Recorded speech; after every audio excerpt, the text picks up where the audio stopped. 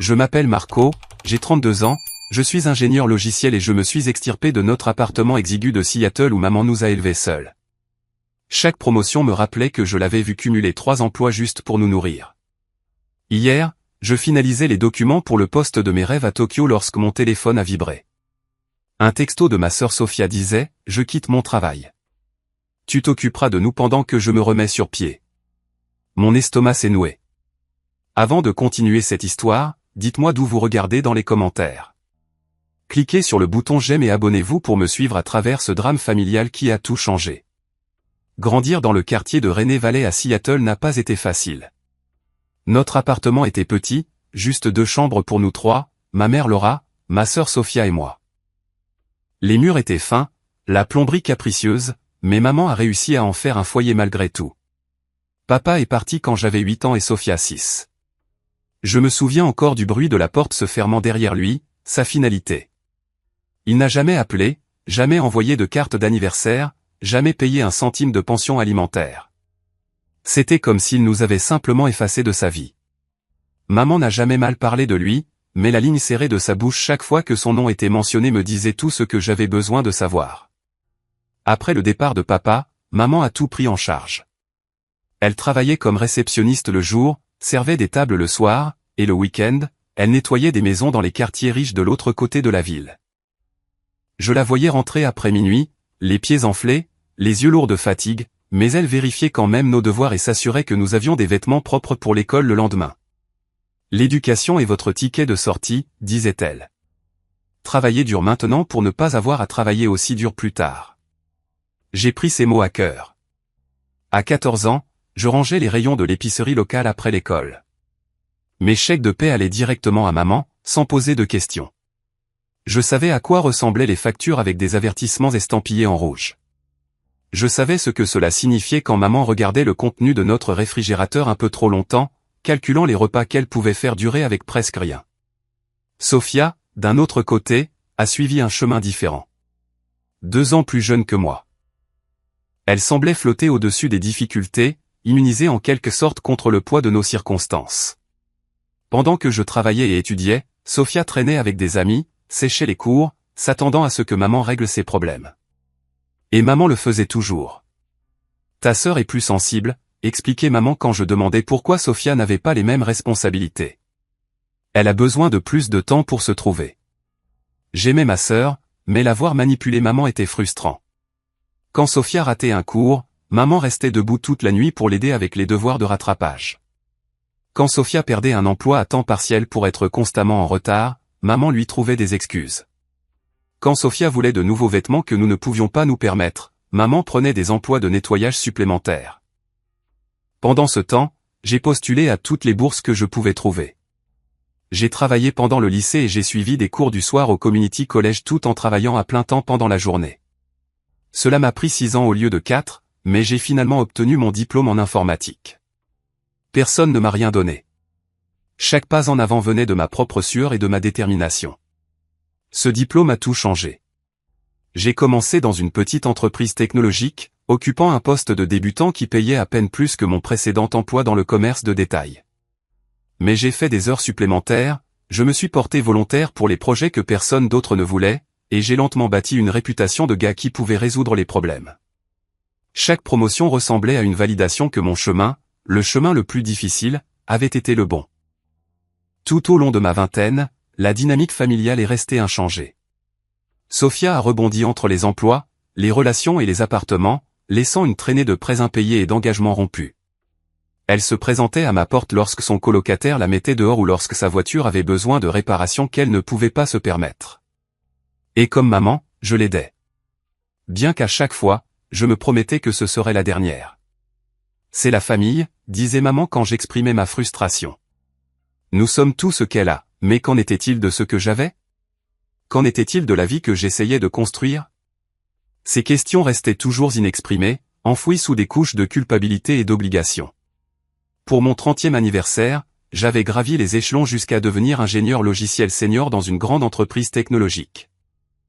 J'avais des avantages sociaux, des économies et un appartement modeste mais confortable à moi.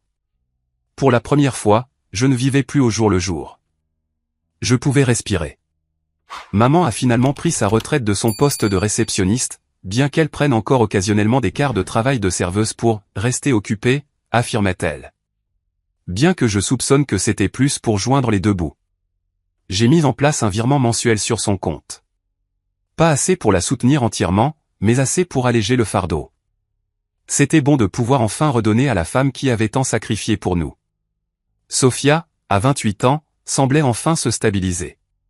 Elle avait occupé un poste d'assistante administrative dans une agence immobilière pendant près d'1 an, un record pour elle. Elle avait son propre studio et parlait même de suivre des cours universitaires. J'ai osé espérer que peut-être, enfin, elle grandissait. Puis est venue l'opportunité qui allait tout changer. Mon entreprise étendait ses opérations à Tokyo et avait besoin d'ingénieurs expérimentés pour aider à établir le nouveau bureau. Le poste s'accompagnait d'une augmentation de salaire significative, d'une allocation de logement et de la chance de travailler dans l'un des marchés technologiques les plus innovants au monde. Quand mon manager m'a demandé si je serais intéressé, je n'ai pas hésité. C'est exactement le genre d'opportunité pour laquelle vous avez travaillé, a-t-il dit. 2 ans à Tokyo accélérerait votre carrière d'une manière que vous ne pouvez pas imaginer. Ce soir-là, j'ai appelé maman pour lui annoncer la nouvelle. Sa réponse a été mesurée, heureuse pour moi, mais inquiète de la distance. On ne te verra presque plus, a-t-elle dit, mais m'a assuré qu'elle était fière. Sophia a semblé sincèrement excitée quand je lui ai dit, posant des questions sur Tokyo et plaisantant même sur le fait de me rendre visite là-bas. Pour une fois, tout semblait s'aligner. Ma carrière progressait. Maman profitait de sa retraite et Sophia se tenait sur ses propres 2 pieds. J'ai senti un poids se soulever de mes épaules. Un poids que je n'avais même pas réalisé que je portais. Le poids de m'inquiéter pour elles, de me sentir responsable de leur bien-être, de la culpabilité constante qui accompagnait la poursuite de mes propres objectifs. Je ne savais pas encore que ce poids allait s'abattre à nouveau, plus durement que jamais. L'offre de Tokyo est arrivée à ce qui semblait être le moment parfait de ma vie. À 32 ans, j'avais établi ma réputation professionnelle, mais j'étais encore assez jeune pour m'adapter à une culture et un environnement complètement nouveaux. Le poste était celui d'ingénieur logiciel senior, axé sur l'expansion des capacités d'IA de notre entreprise sur le marché asiatique. Il représentait non seulement une augmentation de salaire significative, près de 40% de plus que ce que je gagnais à Seattle, mais aussi le genre d'expérience internationale qui pourrait ouvrir des portes pour le reste de ma carrière. Nous avons besoin de quelqu'un qui puisse être opérationnel immédiatement, a expliqué mon directeur, James, lors de la réunion d'offres formelle. Quelqu'un qui connaît nos systèmes sur le bout des doigts, mais qui peut aussi s'adapter à de nouvelles façons de faire. Votre nom était en tête de toutes les listes, Marco. La fierté que j'ai ressentie à ce moment-là était indescriptible. Toutes ces années d'heures supplémentaires, de volontariat pour des projets difficiles, de mise du travail avant les relations personnelles, avaient abouti à cette reconnaissance. L'entreprise fournirait un appartement meublé à Tokyo, des cours de langue, une orientation culturelle et une prime de réinstallation. Le contrat était de 2 ans avec possibilité de prolongation. Cette nuit-là, je me suis permis de rêver à ce que ce déménagement pourrait signifier. Je n'étais jamais sorti d'Amérique du Nord auparavant. Mes vacances s'étaient limitées à des week-ends à Portland ou à Vancouver, toujours avec un œil sur mon téléphone au cas où le travail aurait besoin de moi. Tokyo représentait un changement complet. Nouvelle nourriture, nouvelle langue, nouveaux défis professionnels, nouveaux amis. J'ai veillé tard à faire des recherches sur la culture japonaise, faisant déjà des listes mentales d'endroits que je voulais visiter. Le lendemain matin, j'ai appelé maman pour lui donner les détails de l'offre formelle. Sa réponse a été plus enthousiaste qu'auparavant. Ton père serait fier, a-t-elle dit, me surprenant en le mentionnant. Elle le faisait rarement. Il a toujours voulu voyager, mais n'en a jamais eu l'occasion. Nous avons parlé de la façon dont j'installerais des appels vidéo réguliers avec elle. De la façon dont je la ferais venir une fois que je serais installé et de la façon dont le salaire plus élevé me permettrait d'augmenter ma contribution mensuelle à ses dépenses. Ces plans ont rendu la distance moins intimidante. Et ne t'inquiète pas pour Sophia, a ajouté maman. Elle va si bien maintenant. On s'en sortira pendant ton absence. Sophia elle-même semblait avoir tourné la page. Lors de nos dîners de famille hebdomadaires le mois précédant mon départ prévu, elle a posé des questions réfléchies sur mon nouveau poste. Elle m'a même aidé à faire des recherches sur les quartiers de Tokyo et m'a suggéré des films japonais que je devrais regarder pour me faire une idée de la culture. Je suis vraiment fier de toi, frangin, a-t-elle dit lors d'un dîner. Tu as toujours été le plus intelligent, celui qui avait un plan. C'est cool de voir que ça paie. Ces mots signifiaient plus pour moi qu'elle ne pouvait l'imaginer. Malgré nos chemins différents, l'approbation de Sophia comptait toujours. Peut-être que ce déménagement l'aidait à voir que le travail acharné et la persévérance menaient quelque part qui en valait la peine. Les semaines précédant mon départ programmé ont été un tourbillon de préparatifs. J'ai donné mon préavis pour mon appartement, j'ai vendu la plupart de mes meubles et j'ai mis les quelques objets sentimentaux dont je ne pouvais pas me séparer dans un petit entrepôt. J'ai participé à des séances d'orientation avec l'équipe de relocalisation internationale de l'entreprise, j'ai reçu les vaccins nécessaires et j'ai commencé des leçons de japonais de base en ligne. Chaque étape rendait l'opportunité plus réelle et excitante. Je me suis surpris à sourire au hasard tout au long de la journée. Un sentiment d'aventure se construisait en moi que je n'avais pas ressenti depuis mon enfance. Ce n'était pas seulement un changement d'emploi. C'était un changement de vie. 2 semaines avant mon départ prévu, j'ai organisé un dîner spécial pour maman et Sophia dans le restaurant de fruits de mer préféré de maman, surplombant le Puget Sound. Le coucher de soleil a peint l'eau d'or et de rose alors que nous trinquions. Aux nouvelles aventures, a porté maman, les yeux embués. À Tokyo, a ajouté Sophia, et au grand frère Marco, qui nous montre comment faire. Nous avons ri et parlé pendant des heures. Maman a partagé des histoires de mon enfance. Comment j'avais toujours été le sérieux, construisant des structures Lego élaborées pendant que les autres enfants couraient partout. Comment j'avais appris moi-même les bases du codage sur un vieil ordinateur qu'un voisin nous avait donné. Sophia a évoqué le souvenir de la façon dont je l'avais aidé avec ses devoirs de mathématiques, même lorsque j'étais épuisé par mes propres études et mon travail à temps partiel. Pour la première fois depuis des années, j'ai ressenti une harmonie entre nous, un respect et une compréhension mutuelle. Peut-être que c'était ça, grandir. Nous tous, trouvant enfin nos places dans le monde et nous soutenant mutuellement dans nos parcours. Peut-être que la distance serait bonne pour nous tous, forçant Sophia à compter davantage sur elle-même, donnant à maman l'espace de voir sa fille comme une adulte capable de se débrouiller seule. La veille du texto qui allait tout changer, je suis allé au bureau pour signer les derniers papiers pour le poste à Tokyo. Il y a eu une petite fête avec mon équipe. Un gâteau avec un dessin grossier du mont Fuji dans le glaçage, une carte signée par tout le monde avec des vœux de bonheur en anglais et en japonais maladroit traduits par Google. Mon manager m'a remis un cadeau, un casque anti-bruit haut de gamme pour le long vol. Ta capacité à résoudre les problèmes va nous manquer ici, a-t-il dit. Mais nous savons que tu vas tout déchirer à Tokyo. Je suis rentré chez moi en ayant l'impression de flotter. L'horizon de Seattle, une belle toile de fond pour mes pensées d'horizon futur. J'ai passé cette soirée à prendre les dernières dispositions. Confirmer mon vol, organiser mes dernières affaires pour l'expédition, faire une liste d'appels d'adieu à passer le lendemain. Tout semblait juste. Tout semblait mérité. Tout semblait possible. Et puis mon téléphone a vibré avec un texto de Sophia qui allait tout faire s'effondrer. Le texto est arrivé lors d'une dernière réunion de planification avec l'équipe internationale. Mon téléphone a vibré contre la table de conférence alors que nous discutions des plans d'intégration technique pour le bureau de Tokyo. Normalement, je l'aurais ignoré jusqu'à la fin de la réunion, mais quelque chose m'a poussé à baisser les yeux. Le nom de Sophia à l'écran m'a procuré un bref instant de bonheur. Peut-être qu'elle m'envoyait des vœux pour mes derniers jours à Seattle. Ce que j'ai lu à la place m'a glacé le sang. Je quitte mon travail. Tu t'occuperas de nous pendant que je me remets sur pied. Maman est d'accord que c'est mieux si je me concentre sur la recherche de ma passion. On peut emménager chez toi la semaine prochaine. Je l'ai lu 3 fois. Certain de devoir mal comprendre. Les mots sont restés inchangés, leur signification inévitable. La salle autour de moi a continué son rythme normal de discussion, projection budgétaire, exigences en matière d'équipement, besoins en personnel. Tandis que mon monde basculait sur son axe. Marco, vos réflexions sur la configuration du serveur? La voix de mon manager m'a ramené à la réunion. Je suis désolé, ai-je réussi à dire, ma voix semblant lointaine, même à mes propres oreilles. Je dois sortir un instant. Urgence familiale. Dans le couloir, je me suis appuyé contre le mur, essayant de digérer ce que je venais de lire. Des images ont traversé mon esprit. Sophia quittant des emplois sur un coup de tête avant.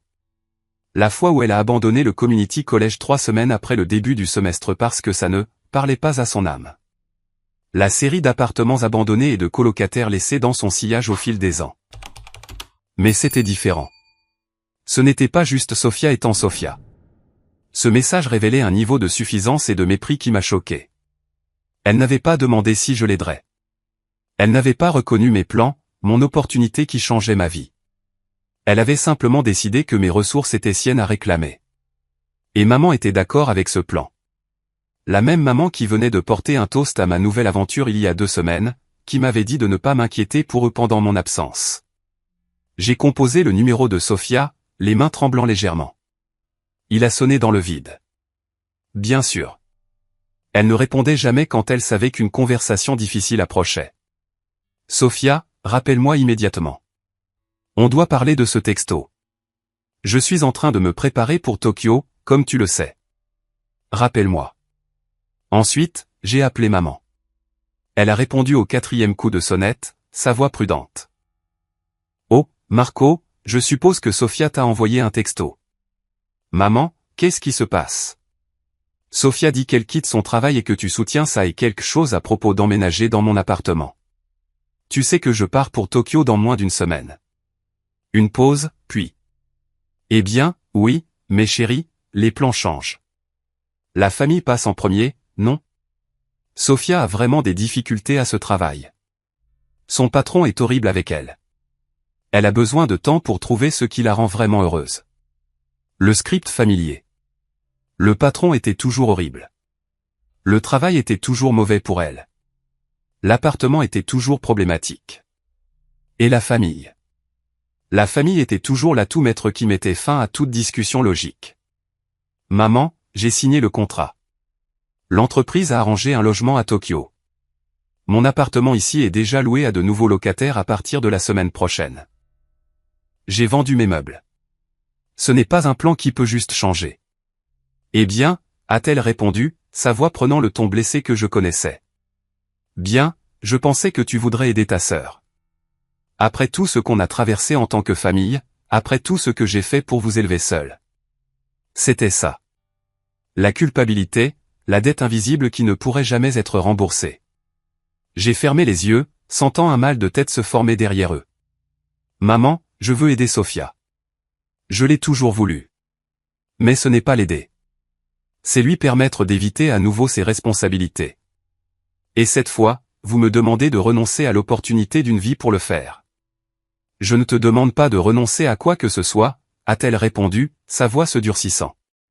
Je dis juste que la famille devrait être ta priorité. Tu peux trouver un autre travail. Sofia a besoin de toi maintenant. L'injustice de la chose m'a brûlé la poitrine.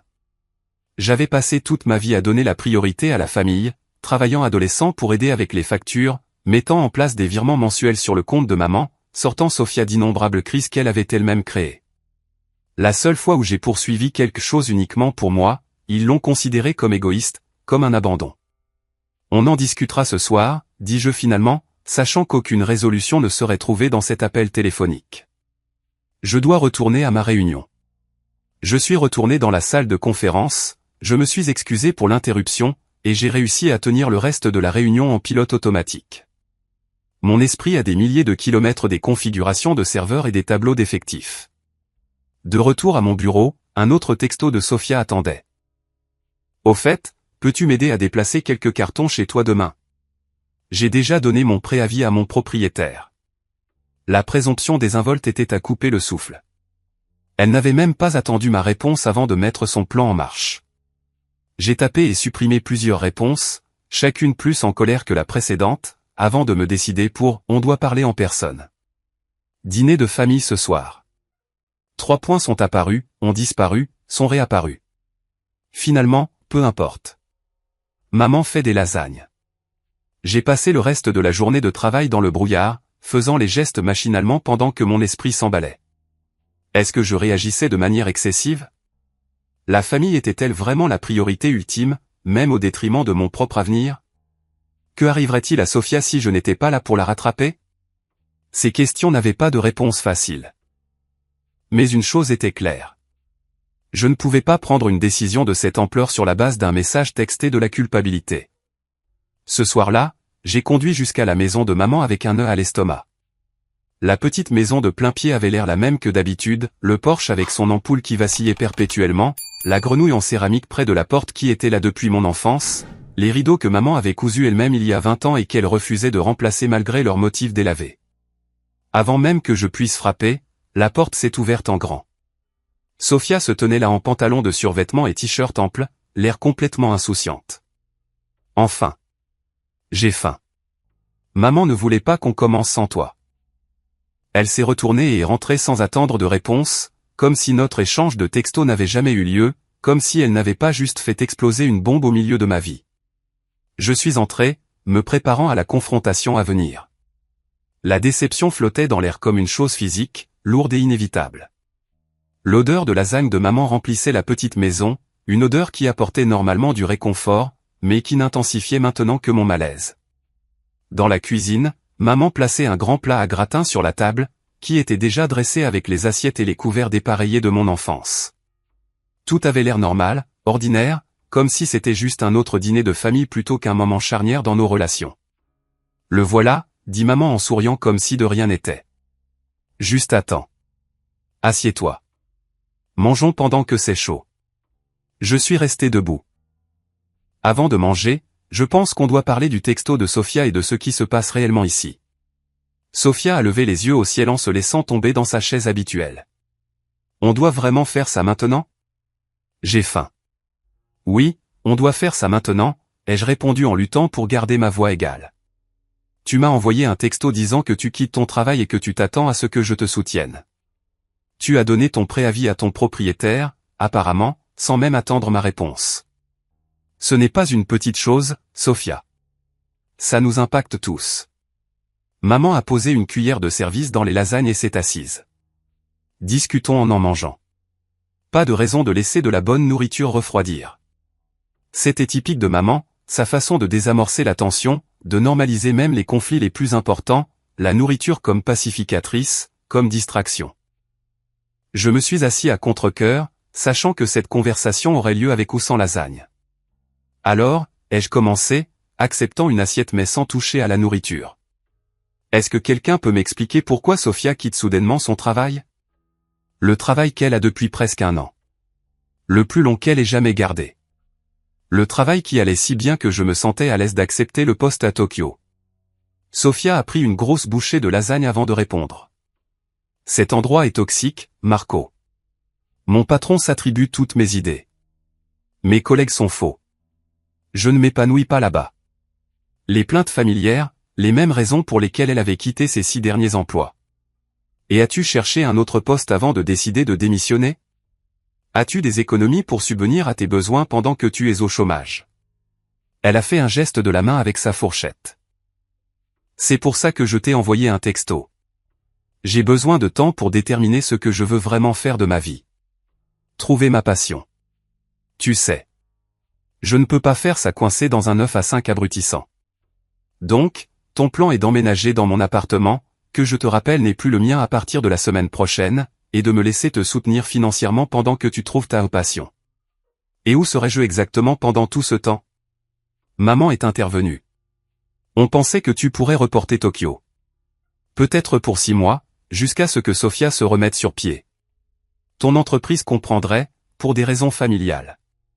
J'ai posé mes paumes à plat sur la table, essayant de me stabiliser. Laissez-moi bien comprendre. Vous voulez que je refuse une opportunité de carrière décisive, que je rompe un contrat que j'ai déjà signé, que j'endommage ma réputation professionnelle, et que je continue de payer pour un appartement que je ne veux plus, pour que Sophia n'ait pas à travailler ou à payer de loyer pendant qu'elle se trouve.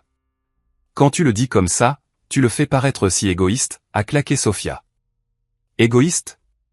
Tu es sérieuse en ce moment? Le contrôle que je maintenais a commencé à glisser. J'ai travaillé pour cette opportunité pendant des années. Des années d'heures supplémentaires, d'acceptation des projets que personne ne voulait, de mise de ma vie personnelle en attente. Et maintenant que ça se produit enfin, vous voulez que je la jette parce que tu t'ennuies à ton travail. Il ne s'agit pas de s'ennuyer, a dit maman, sa voix prenant le ton blessé qui avait toujours fonctionné pour me faire reculer par le passé. Sophia est malheureuse. En tant que son frère, est-ce que ça ne t'importe pas? Bien sûr que ça m'importe. Mais il ne s'agit pas de s'inquiéter. Il s'agit de responsabilité. Il s'agit d'être un adulte et de faire face aux conséquences. Sofia a repoussé son assiette. J'ai déjà démissionné. D'accord. La semaine dernière. Donc ta leçon sur le fait de regarder avant de sauter est un peu tardive. La révélation m'a frappé comme un coup physique. La semaine dernière? Tu savais que tu démissionnais depuis au moins une semaine et tu me le dis seulement maintenant, quelques jours avant que je ne quitte le pays? On allait te le dire plus tôt, a dit maman, sans me regarder. Mais tu étais si excité à propos de Tokyo. On a pensé qu'il valait mieux attendre. Mieux pour qui, ai-je demandé incrédule. Pas pour moi, certainement. Pas pour l'entreprise qui m'attend à Tokyo lundi. Vous avez attendu parce que vous saviez que je m'y opposerais. Et vous vouliez me présenter un fait accompli. Maman a tendu la main sur la table pour toucher la mienne. J'ai reculé. Chérie, je sais que c'est décevant, mais j'ai besoin de toi aussi.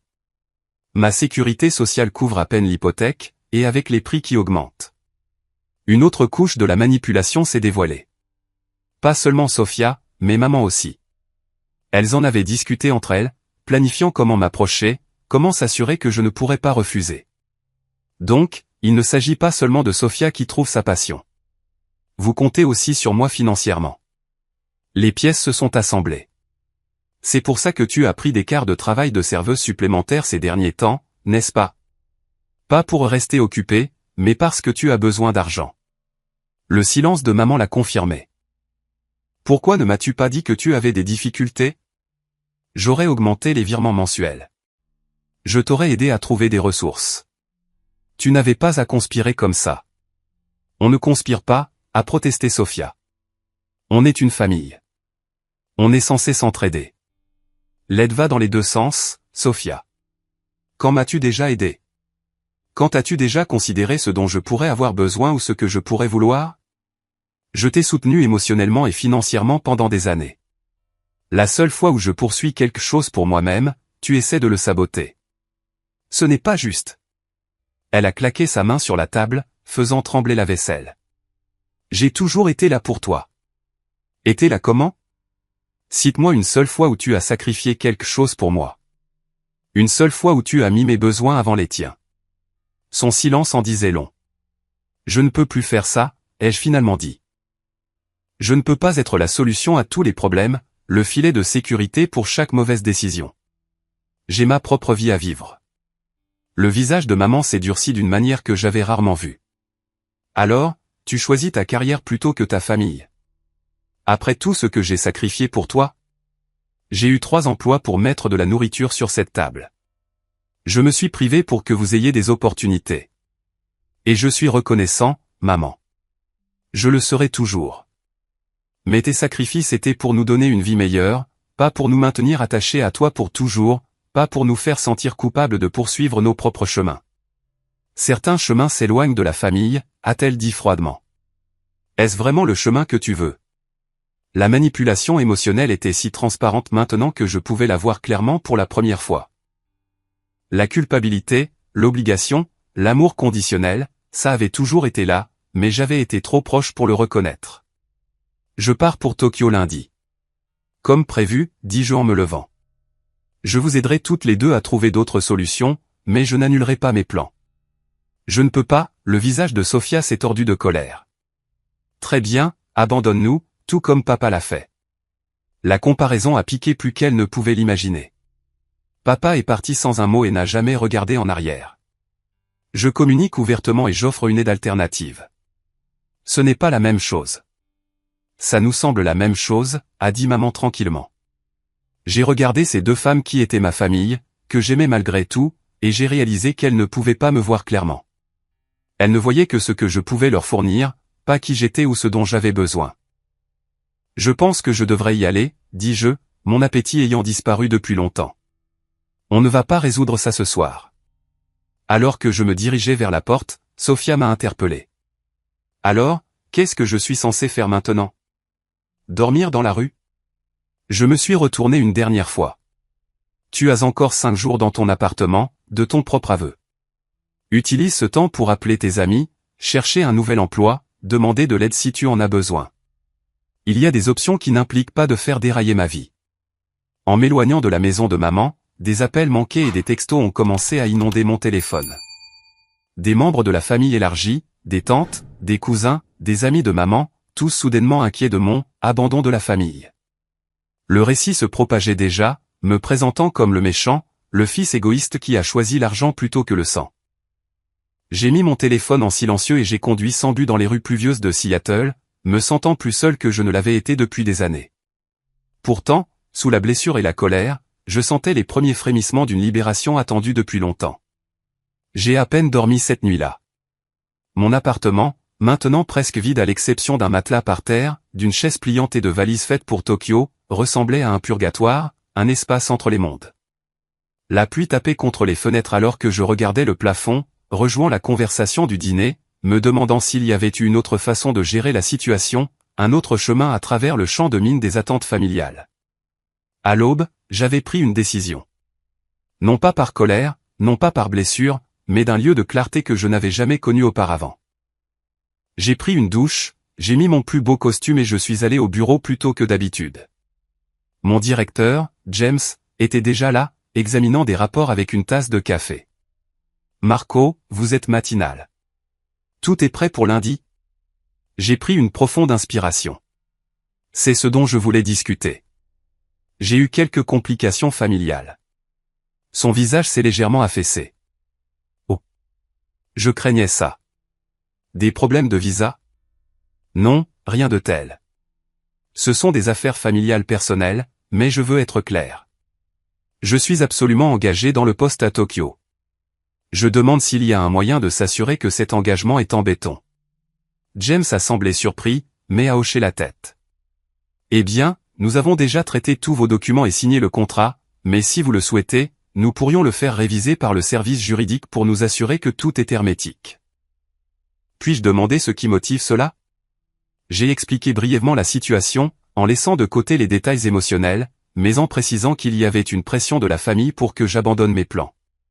James s'est penché en arrière dans sa chaise. La pression familiale peut être intense. J'ai vécu quelque chose de similaire lorsque j'ai accepté le poste à Singapour il y a des années. Mes parents ne comprenaient pas pourquoi je déménageais si loin. Comment avez-vous géré ça? Ai-je demandé, reconnaissant de sa compréhension. J'y suis allé. C'était dur au début, beaucoup de culpabilité et de doute, mais c'était la bonne décision pour ma carrière et, honnêtement, pour mon estime de moi. Ils ont fini par s'y faire. La plupart des familles le font. Ces mots étaient rassurants, même si je n'étais pas sûr que ma famille suivrait le même chemin. J'apprécierais si nous pouvions réviser le contrat aujourd'hui et y apporter les ajouts nécessaires. Je veux m'assurer qu'il n'y a aucune ambiguïté sur mon engagement. Bien sûr. Je vais demander au RH et au service juridique de le prioriser. On peut avoir une réunion cet après-midi. J'ai passé la matinée dans un étrange état de productivité calme, finalisant les documents de passation pour mon équipe, créant des guides de transfert de connaissances détaillés et répondant aux questions de dernière minute. Chaque tâche ressemblait à un pas de plus vers l'avenir que je choisissais, malgré l'ouragan émotionnel qui tourbillonnait autour de moi. À 14 heures, j'étais assis dans la salle de conférence avec James, un représentant des RH et un membre de l'équipe juridique. Ils avaient préparé un avenant à mon contrat, soulignant les attentes de l'entreprise concernant ma date de début à Tokyo et les investissements déjà réalisés pour ma relocalisation. Ce n'est pas vraiment nécessaire de notre point de vue, a expliqué le représentant juridique. Mais si l'avoir par écrit est de votre situation, nous sommes heureux de nous adapter. J'ai signé les documents, sentant un poids se soulever de mes épaules. Ce n'était plus seulement un travail. C'était une déclaration d'indépendance, une déclaration sur qui j'étais et ce que j'appréciais. De retour à mon bureau, j'ai pris mon téléphone et j'ai regardé les dizaines d'appels manqués et de messages. D'une main ferme, j'ai tapé une réponse au texto original de Sophia. Ce n'est pas ma responsabilité. J'ai signé le contrat pour Tokyo à partir de lundi. La réponse a été immédiate. Une avalanche de textos en colère m'accusant de trahison, d'égoïsme, de me soucier plus de l'argent que de la famille. Je n'ai pas répondu. Il n'y avait plus rien à dire qui ne ferait qu'envenimer la situation. Puis mon téléphone a sonné, le numéro de maman. J'ai répondu, me préparant. Marco, on doit en parler. Sophia est dévastée. Maman, j'ai pris ma décision. Je vais à Tokyo comme prévu. J'ai signé aujourd'hui des engagements contractuels supplémentaires qui rendent impossible de reculer sans de graves conséquences juridiques et financières. Son inspiration brusque était audible. Tu as délibérément rendu plus difficile de changer d'avis. Comment as-tu pu faire ça en sachant ce qu'on traverse? Ce que vous traversez est une situation créée par Sophia. Elle a choisi de quitter son travail sans en avoir un autre. Elle a choisi de donner son préavis à son appartement sans confirmer qu'elle avait un autre endroit où aller. Ce sont des décisions d'adulte qu'elle a prises et elles ont des conséquences d'adulte. C'est ta sœur, la voix de maman a monté en intensité. Et je suis ta mère. Est-ce que ça ne veut rien dire pour toi? Ça veut tout dire pour moi, dis-je tranquillement. Mais ça ne veut pas dire que je te laisserai utiliser cette relation pour me manipuler et me faire renoncer à ma propre vie. J'ai mis en place un compte séparé avec des fonds d'urgence auxquels toi, pas Sophia, toi, tu peux accéder si c'est absolument nécessaire. Je t'enverrai les détails par texto. L'argent n'est pas le problème, a-t-elle lancé, bien que nous sachions tous les deux que c'était au moins une partie du problème. Il s'agit d'être là pour la famille. Je serai à 6 heures de vol et à un appel vidéo. Je viendrai vous voir. Vous pouvez me rendre visite. Ce n'est pas un abandon, maman. C'est une croissance. La ligne est restée silencieuse un long moment. Puis, je dois y aller. Sophia a besoin de moi. 10 minutes plus tard, mon téléphone a vibré avec un nouveau message de maman. Après tout ce que j'ai sacrifié pour toi, c'est comme ça que tu me rembourses. Ta sœur est en larmes. Si tu montes dans cet avion, ne te considère plus comme faisant partie de cette famille. Les mots ont frappé comme des coups physiques. Ne te considère plus comme faisant partie de cette famille. Un ultimatum, une rupture des liens, un retrait conditionnel de l'amour de ma propre mère. J'ai quitté le travail plus tôt, incapable de me concentrer. La pluie s'était intensifiée, correspondant à mon humeur alors que je rentrais à mon appartement presque vide. Une fois à l'intérieur, je me suis assis sur le matelas, le téléphone à la main, relisant le message de maman jusqu'à ce que les mots se brouillent. Pour la première fois depuis le début de cette affaire, je me suis autorisé à pleurer. Non pas des larmes silencieuses, mais des sanglots profonds et convulsifs qui venaient de quelque part de primal en moi. J'ai pleuré pour le petit garçon qui avait travaillé si dur pour aider sa mère. Pour l'adolescent qui avait sacrifié des expériences de lycée normal pour ranger des étagères après l'école. Pour le jeune homme qui avait mesuré sa valeur à sa capacité à résoudre les problèmes des autres. J'ai pleuré parce qu'une partie de moi, une partie plus grande que je ne voulais l'admettre, désirait toujours leur approbation. Voulait toujours être le bon fils, le bon frère. J'ai pleuré parce que me choisir moi-même ressemblait à un acte de trahison, même si logiquement je savais que ce n'était pas le cas. La tempête d'émotions s'est progressivement calmée, me laissant épuisé, mais en quelque sorte plus clair.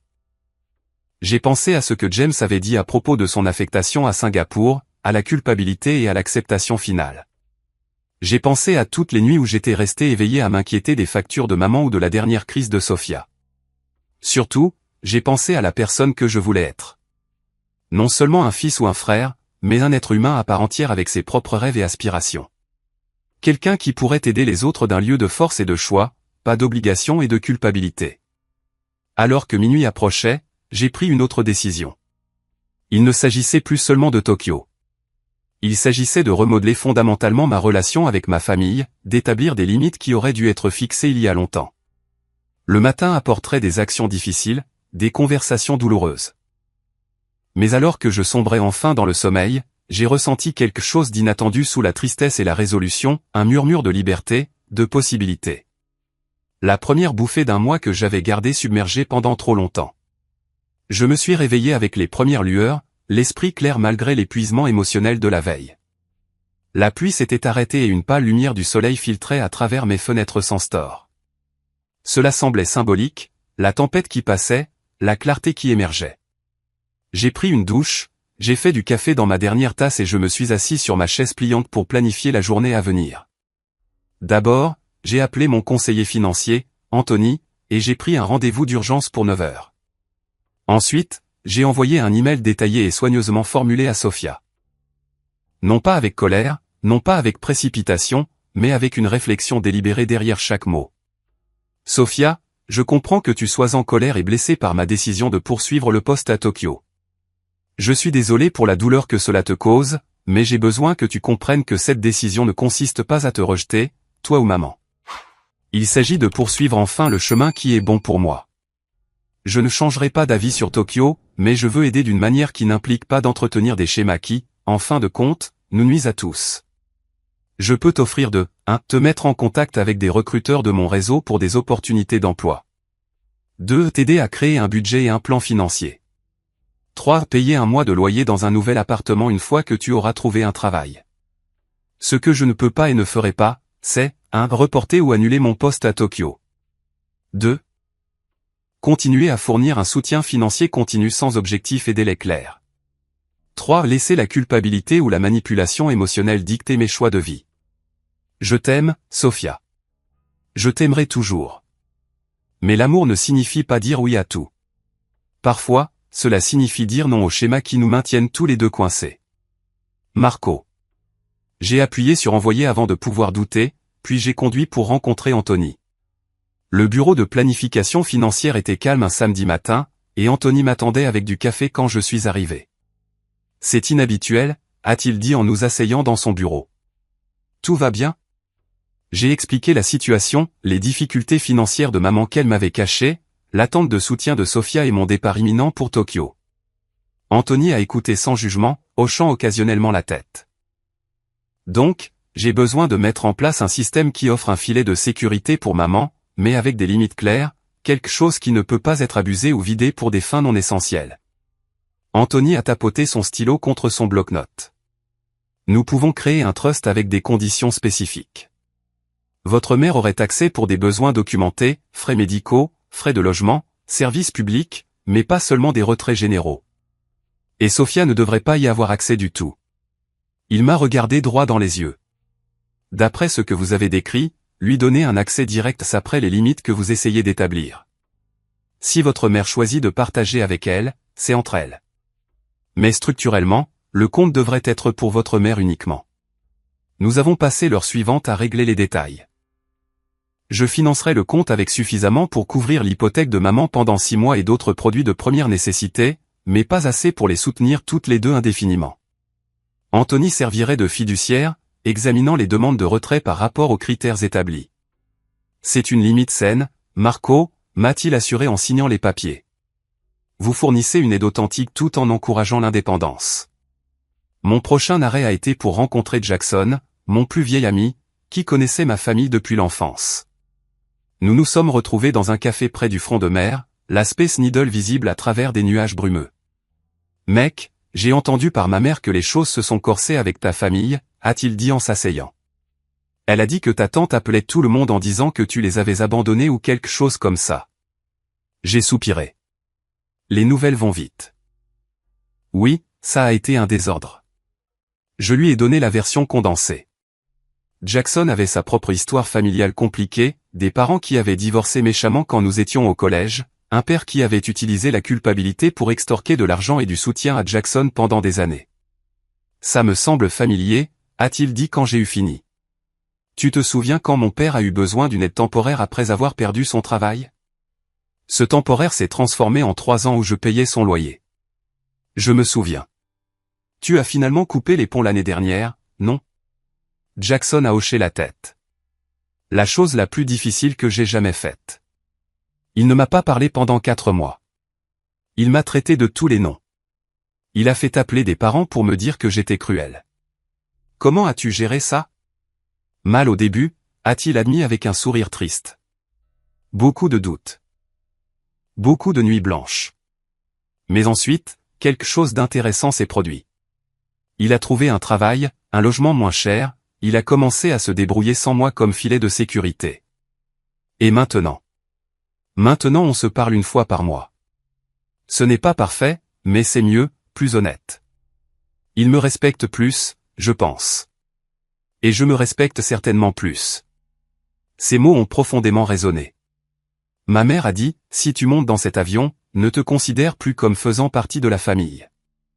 Jackson a grimacé. C'est dur, mais pose-toi cette question, est-ce vraiment de l'amour? Rendre ton appartenance à la famille conditionnelle au sacrifice de ta propre vie? La question est restée en suspens entre nous, profonde dans sa simplicité. Était-ce de l'amour? Ou était-ce du contrôle déguisé en amour? Que ferais-tu? Ai-je demandé. Je monterai dans cet avion, a-t-il dit sans hésiter. Construis ta vie. Fixe tes limites. Donne-leur le temps de s'adapter à la nouvelle réalité. La vraie famille retrouve son chemin, mais dans des conditions plus saines. Après le déjeuner avec Jackson, j'ai fait une dernière tentative de réconciliation. J'ai conduit jusqu'à la maison de maman, incertain de mon accueil, mais déterminé à essayer. La voiture de Sophia était dans l'allée. J'ai frappé, attendant anxieusement sur le porche où je m'étais tenu d'innombrables fois tout au long de ma vie. Maman a ouvert la porte, son expression méfiante. Je ne m'attendais pas à te voir. Puis-je entrer? J'aimerais parler calmement, ouvertement. Elle a hésité, puis s'est écartée. Sophia était sur le canapé, sa posture se raidissant quand elle m'a vu. Je suis venu offrir une aide réelle, dis-je en restant debout car aucune ne m'avait invité à m'asseoir. Pas ce que vous avez demandé, mais ce que je peux sincèrement donner. J'ai exposé ce que j'avais arrangé avec le trust pour maman et les contacts professionnels que je pouvais faciliter pour Sophia. Je ne changerai pas d'avis sur Tokyo, mais je ne veux pas partir avec cette rupture entre nous. Je vous aime trop toutes les deux pour ça. Le visage de maman est resté impassible. Alors tu as pris des dispositions pour nous sans nous consulter, en te basant sur ce que tu penses que nous avons besoin. J'ai pris des dispositions en fonction de ce que je peux fournir tout en maintenant des limites saines. Sophia s'est levée. On n'a pas besoin de ta charité ou de tes conditions.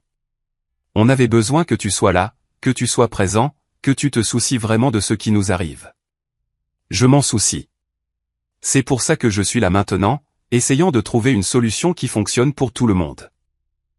Une solution qui te permet de faire exactement ce que tu veux tout en te sentant bien de nous jeter quelques dollars. La voix de maman était sèche. Ce n'est pas une solution, Marco. C'est te décharger de ta responsabilité. Ma responsabilité est d'aider d'une manière qui favorise la croissance et l'indépendance, pas la dépendance. Je ne m'excuserai pas pour ça. La conversation a tourné en rond douloureusement pendant encore 20 minutes, sans progresser, sans trouver de terrain d'entente. Elle voulait une concession. J'ai offert un compromis. Elles exigeaient une présence. J'ai offert un soutien à distance. Le fossé entre ces positions semblait infranchissable. Finalement, je me suis levé pour partir. Mon offre tient. Le trust est mis en place. Ma liste de contacts de recruteurs est dans ton email, Sophia. J'espère que vous reconsidérerez, mais je comprends si vous avez besoin de temps. On t'a donné une vie, a dit doucement maman. Tu nous as donné un après-midi. Dehors, je suis resté assis dans ma voiture pendant plusieurs minutes, les mains agrippées au volant, luttant contre l'envie de rentrer, de leur donner ce qu'elles voulaient, d'abandonner mes plans et de rester dans le schéma familier du sacrifice et du ressentiment. Mais quelque chose avait changé de manière irréversible en moi. J'ai démarré le moteur et je me suis éloigné de la maison où j'avais grandi, incertain si j'y serais un jour de nouveau le bienvenu. Ce soir-là, j'ai pris la décision la plus difficile à ce jour. Je suis allé chez mon opérateur mobile et j'ai changé mon numéro de téléphone, n'envoyant les nouvelles coordonnées qu'à des collègues, à Jackson et à quelques autres amis proches. J'ai écrit le numéro sur un bout de papier que j'ai scellé dans une enveloppe adressée à maman avec une note disant qu'elle pouvait me joindre en cas d'urgence, mais que j'avais besoin d'espace pour établir ma nouvelle vie sans pression émotionnelle quotidienne. J'ai posté l'enveloppe, puis je suis retourné à mon appartement pour passer ma dernière nuit à Seattle, assis sur mon matelas, entouré de valises pleines et du vide résonnant d'un espace que je quittais, à la fois physiquement et métaphoriquement. Le lundi matin est arrivé avec un calme surprenant. J'ai remis les clés de mon appartement au gérant de l'immeuble, j'ai chargé mes valises dans un VTC et je me suis dirigé vers l'aéroport de SeaTac. Chaque pas à travers la sécurité, chaque annonce dans les haut-parleurs de l'aéroport, chaque minute qui passait me rapprochait de l'avion qui m'emporterait loin de tout ce qui m'était familier. J'ai vérifié mon nouveau téléphone à plusieurs reprises, une partie de moi espérant toujours un message de maman ou de Sophia, quelque chose de conciliant, quelque chose qui me permettrait de partir avec moins de poids sur le cœur. Mais l'écran est resté obstinément vide de toute communication familiale. En m'installant dans mon siège dans l'avion, j'ai mis mon casque anti-bruit et j'ai fermé les yeux. Le commandant de bord a annoncé notre départ pour l'aéroport international de Tokyo Narita, et j'ai senti la légère poussée lorsque l'avion a commencé à bouger. Non seulement un voyage physique, mais aussi un voyage émotionnel. Je me choisissais, peut-être pour la première fois de ma vie. Les premières semaines à Tokyo furent un tourbillon de nouvelles expériences et de défis. L'appartement fourni par l'entreprise était petit mais moderne, situé dans un quartier animé rempli d'enseignes au néon que je ne pouvais pas lire et de nourriture que j'apprenais tout juste à commander. Le travail était exigeant, les différences culturelles à la fois fascinantes et parfois frustrantes. Je me suis jeté à corps perdu dans tout cela, les cours de langue, les défis techniques, l'exploration de ma nouvelle ville. Et sous tout cela coulait un courant de culpabilité et de doute. Chaque nuit avant de dormir, je me demandais si j'avais fait le bon choix. Chaque matin, je me réveillais avec une détermination renouvelée de me prouver, autant qu'à ma famille absente, que je l'avais fait. J'envoyais des emails hebdomadaires sur le compte de maman, de brèves mises à jour sur ma nouvelle vie, terminant toujours par des questions sur son bien-être. Pendant 2 mois, il n'y a eu aucune réponse. J'ai continué à les envoyer quand même, refusant de laisser le silence me décourager. Au cours de mon 3e mois à Tokyo, j'ai établi une routine d'exploration le week-end. Chaque samedi, je choisissais un quartier différent à découvrir. C'est lors d'une de ces explorations, assis seul dans un minuscule restaurant de ramen pendant que la pluie tombait dehors, que j'ai reçu mon premier email de maman. Il était court, juste 3 phrases. La maison avait besoin d'un nouveau chauffe-eau. Le trust l'a couvert. Merci. Pas chaleureux, pas indulgent, mais une communication néanmoins. J'ai répondu immédiatement avec un réel plaisir d'avoir de ses nouvelles, gardant ma réponse légère et positive, demandant à nouveau de ses nouvelles et de ses activités. Un autre mois a passé avant qu'elle ne réponde à nouveau, cette fois avec un message légèrement plus long qui incluait une brève mention de Sophia ayant des entretiens prévus. Lentement, progressivement, notre communication numérique a augmenté en fréquence et en chaleur. Au bout de 6 mois, nous échangions des emails toutes les semaines ou toutes les 2 semaines. Maman a commencé à partager de petits détails de sa vie. Un nouveau club de lecture qu'elle avait rejoint, des réparations à la maison, un dîner avec de vieux amis. Je lui ai parlé de mes progrès en japonais, des collègues qui étaient devenus des amis, de la beauté inattendue des cerisiers en fleurs qui transformaient Tokyo au printemps. Ce dont nous n'avons pas discuté, c'est de la rupture qui nous avait séparés, de l'ultimatum qui avait été lancé et défié. Il est resté une présence inexprimée dans nos échanges prudents. Puis est arrivé l'email que je n'avais pas osé espérer, de Sophia, apparaissant dans ma boîte de réception un mardi matin ordinaire. J'ai un travail. Avantages sociaux à temps plein dans une agence de publicité. J'ai commencé le mois dernier. C'est un travail vraiment intéressant. J'ai aussi mon propre studio. Pas dans le meilleur quartier, mais c'est à moi et je paie pour ça moi-même. Maman dit que tu réussis bien à Tokyo. Pas d'excuses, pas de reconnaissance directe de notre conflit. Mais entre les lignes, j'ai lu quelque chose de nouveau. Une fierté à contre-cœur pour son indépendance, une reconnaissance subtile qu'elle avait trouvé son chemin sans moi comme filet de sécurité. J'ai répondu avec de sincères félicitations et des questions spécifiques sur son travail. Nos emails suivants ont été prudents mais de plus en plus ouverts. Elle a partagé des défis au nouveau travail, des frustrations, de petites victoires. J'ai offert des conseils quand on me le demandait. Des encouragements, toujours. Au cours de mon 10e mois à l'étranger, lors d'un appel vidéo qui était devenu notre rituel mensuel, maman m'a surpris en disant « Sophia a vraiment changé. Elle est plus responsable maintenant, plus comme toi. » C'est super, ai-je dit, soigneusement neutre. Maman a détourné le regard de la caméra un instant. Je pense que peut-être on comptait trop sur toi.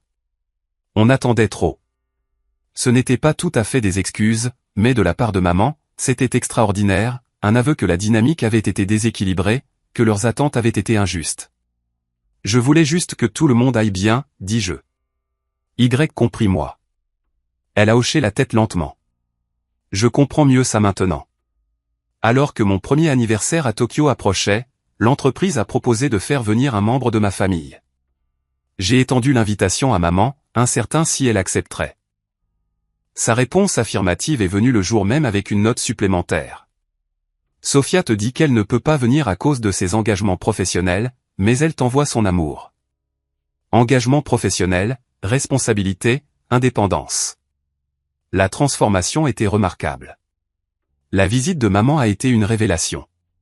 Voir Tokyo à travers ses yeux m'a aidé à apprécier à nouveau l'aventure que je vivais.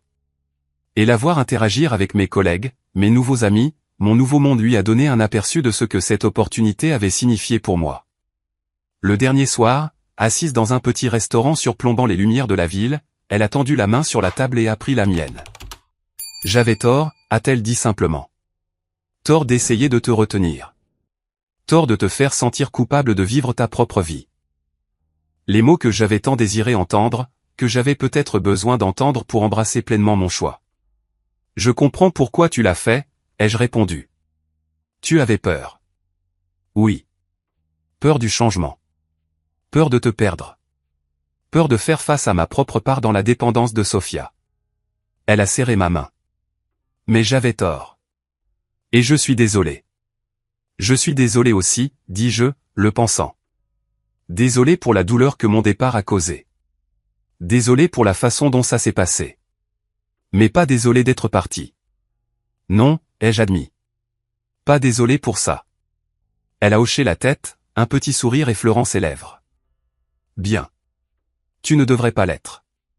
Quand je l'ai emmenée à l'aéroport le lendemain, nos adieux étaient différents de tous ceux que nous avions partagés auparavant. Des adultes égaux s'embrassant avec un respect mutuel et un amour sincère, pas l'enchevêtrement compliqué d'obligations et de culpabilité qui avait caractérisé notre relation pendant si longtemps. Les mois qui ont suivi ont apporté une croissance continue dans toutes nos relations. Sophia et moi avons établi une session de jeux vidéo hebdomadaire en ligne, une activité partagée qui nous a permis de reconstruire notre connexion par le jeu plutôt que par la crise. Maman a rejoint un groupe de voyage pour seniors et a commencé à planifier ses propres aventures, m'envoyant des photos de week-end en Oregon et à Vancouver.